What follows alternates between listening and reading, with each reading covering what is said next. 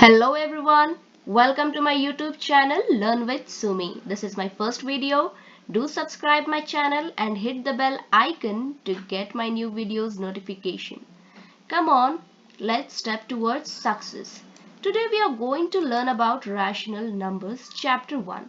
Let's have a brief introduction about rational numbers.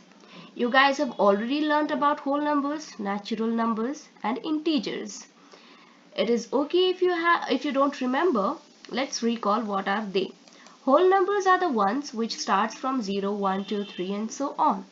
Natural numbers starts from 1, 2, 3 and so on. Integers includes both positive and negative numbers. See the difference between whole numbers and natural numbers. It is just 0.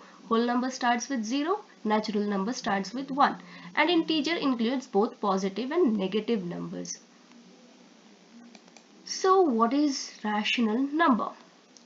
I'll tell you the basic and the simplest definition about rational number. Any number that can be expressed as P by Q. Do not forget this P by Q. P by Q, any number that can be expressed as P by Q is called as rational number. For example, 1 by 2. 1 by 2 is a fraction, but it is also a rational number because it is in the form of P by Q. Is 5 a rational number? Yes or no? Can it be written in the form of P by Q? Yes, it can be written in the form of P by Q. So 5 can also be written as 5 by 1. Does it make any difference if you write 5 by 1? But yes, it is a rational number because it can be written in the form of P by Q. But it will always remain a 5. It doesn't make any changes if we write 5 in the form of P by Q as 5 by 1. So we talked about the positive rational number. Now let's talk about the negative rational number. We had taken the example of 1 by 2. So if we take minus 1 by 2, will it be a rational number or not? Yes, minus 1 by 2 is also a rational number.